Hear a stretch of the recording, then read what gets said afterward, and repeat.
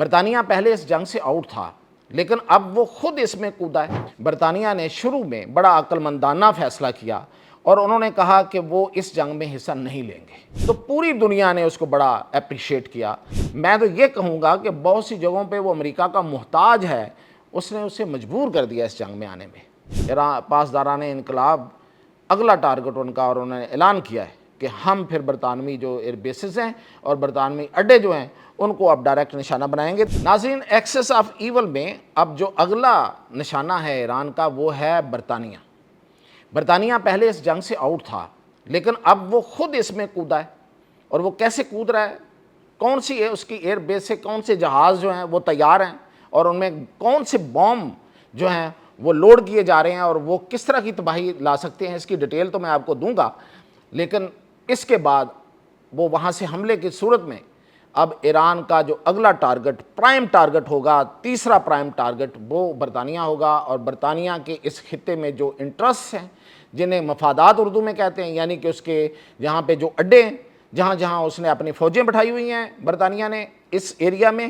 وہ اور برطانیہ بھی اس کا ٹارگٹ ہو سکتا ہے، لیکن پہلے سب سے پہلے اس ایریا میں اس کے اڈے اور وہ کہاں کہاں پہ واقع ہیں، اور کہاں کہاں پہ اب آپ کو آئندہ دوبارہ سے کہیں اور کہیں نئے سرے سے آپ کو مظاہر گرتے ہوئے نظر آئیں گے، ایران کے لگتے ہوئے نظر آئیں گے، ان سب تفصیلات کے ساتھ بھی آتا ہے۔ تو سب سے پہلے تو میں آپ کو بتاؤں کہ برطانیہ نے شروع میں بڑا عقل مندانہ فیصلہ کیا اور انہوں نے کہا کہ وہ اس جنگ میں حصہ نہیں لیں گے، سر کیئر سٹارمر جنہیں کہتے ہیں۔ اب وہ ان کا یہ فیصلہ جو تھا، جب شروع میں انہوں نے یہ اناؤنس کیا تو پوری دنیا نے اس کو بڑا اپریشیٹ کیا، ہر جگہ پہ، صرف مسلمان دنیا میں نہیں بلکہ پورے یورپ نے بھی، اور یورپ کا وہ ایک لحاظ سے، گو کہ وہ یورپی یونین کا میں تو نہیں ہے، لیکن یورپ کا وہ ایک لحاظ سے سربراہ بھی ہے، ایک لیڈر بھی ہے برطانیہ یورپ میں ہونے کی وجہ سے، تو پورا یورپ جو ہے اس سب نے ان کو اپریشیٹ کیا، لیکن وہ رہ نہیں سکا۔ اس کے جو امریکہ کے ساتھ دیرینہ تعلقات ہیں اور جس طریقے سے اس کی اسٹریٹجک چیزیں اس سے ملی ہوئی ہیں، اور وہ جس طریقے سے، میں تو یہ کہوں گا کہ بہت سی جگہوں پہ وہ امریکہ کا محتاج ہے، اس نے اسے مجبور کر دیا اس جنگ میں آنے میں۔ اب صورتحال یہ ہے کہ سب سے جو اس کا بڑا فیصلہ تھا، جس کی وجہ سے پھر باقاعدہ جو ٹرمپ ہے اس نے بڑے غصے کا اظہار کیا برطانیہ کے اوپر، وہ تھا ڈیاگو گارشیا کا اڈا جو ہے وہ امریکہ کو نہ دینا۔ ڈیاگو گارشیا جو ہے وہ فلپائن کے قریب ایک جزیرہ ہے جو دراصل یو کے کی ملکیت ہے، اور وہاں پہ اس نے ایک فوجی اڈا بنایا ہوا ہے، بہت بڑا فوجی اڈا، اور وہ امریکہ کو کرائے پہ دیا ہوا ہے، امریکی فوجیں وہاں پہ ہیں، یہ خود بھی ہے، یو کے بھی وہاں پہ ہے، ان کی بھی ایئر بیس ہے اور ان کی رائل ایئر فورس وہاں موجود ہے، لیکن مینلی اس کو امریکہ یوز کرتا ہے کیونکہ جنگیں تو امریکہ ہی کرتا ہے۔ پچھلی دفعہ جب پچھلے سال جون میں حملہ ایران پہ ہوا تھا تو جو بڑے جہاز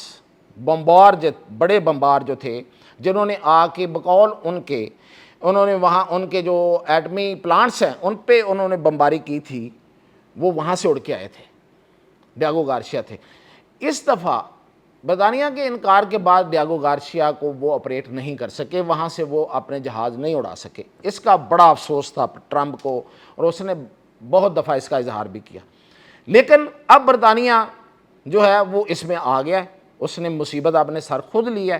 اور اب ہماری اطلاعات کے یہ ہیں کہ برطانیہ کے اندر سے ایک ایئر بیس ہے، اس کا نام ہے فیئرفورڈ ایئر بیس پر اس وقت B-2 اور B-52 تیار کھڑے ہیں، اور ان کے اوپر جو وہ ہزاروں پاؤنڈ بھاری جو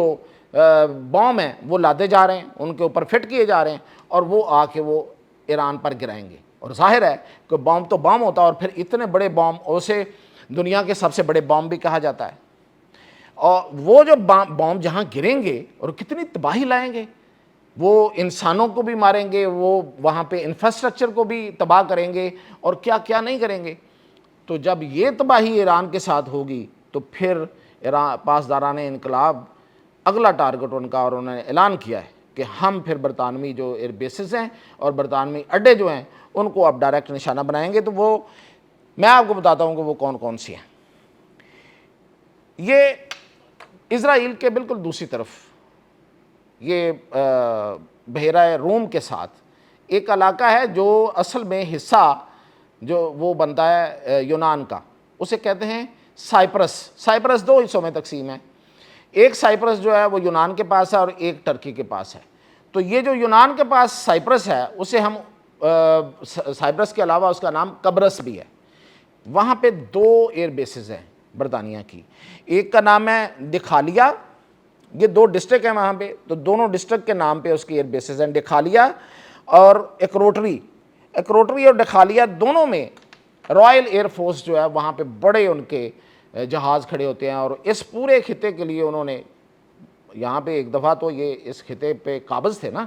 تو اس لیے یہاں پہ انہوں نے پرانے اڈے وہاں پہ رکھے ہوئے ہیں, تو وہاں پہ انہوں نے اپنے ایئر فورسز اور جہاز کھڑے کیے ہوئے ہیں. تو یہ نشانہ ہوں گے دونوں ایئر بیسز. اس کے علاوہ بحرین آپ نے سنا کتنا نشانہ بنا پچھلے دنوں, اور ابھی بھی تازہ ترین حملے بھی اسی پہ ہو رہے ہیں. تو وہاں پہ آپ نے ابھی تک تو یہ سنا تھا کہ وہاں پہ امریکی اڈا ہے, نیول بیس ہے, لیکن وہاں پہ برطانیہ کی نیول بیس بھی ہے, تو وہ بھی اب نشانہ بنے گی. تو اس کا مطلب وہاں پہ حملے اور ہوں گے, تیز ہوں گے. اس کے علاوہ عمان میں برطانیہ کا ایئر بیس ہے, وہ نشانہ بنے گا. اور یہ جہاں پہ بیسیکلی جوائنٹ لاجسٹکس سپورٹ بیس ہے, بیسیکلی جو پوری نیول اور ایئر بیس کا ایک مشترکہ وہاں پہ بیس ہے عمان میں. قطر اور یو اے ای میں ہے. قطر میں تو امریکہ کی جو ایئر بیس ہے العبید, آپ نے اب تو نام یاد ہو گئے ہوں گے آپ کو, قطر میں العبید وہیں ان کی بھی بیس ہے. لیکن جو یو اے ای ہے اس پہ ہے المنہاد. المنہاد یہ علیحدہ ہے, یعنی کہ امریکہ سے علیحدہ یہ ان کی ایئر بیس ہے, وہاں پہ ہے. اس کے علاوہ سمندر میں ان کے جہاز چل رہے ہیں اور ان کے آئل ٹینکرز بھی ہیں, تو وہ نشانہ بنیں گے. اور ڈیگو گارشیا بھی نشانہ بنے گا. ڈیگو گارشیا جو ہے وہ بہت دور نہیں ہے, 3600 سے 3800 کلومیٹر ایران سے, تہران سے دور ہے. تو وہاں پہ بھی میزائل جانا جو ہے اب تو ایران نے خرمشار 4 اور خیبر شکن میزائل چلانا شروع کر دیے ہیں, تو وہ تو ان کی رینج میں ہے, تو وہ نشانہ بنیں گے.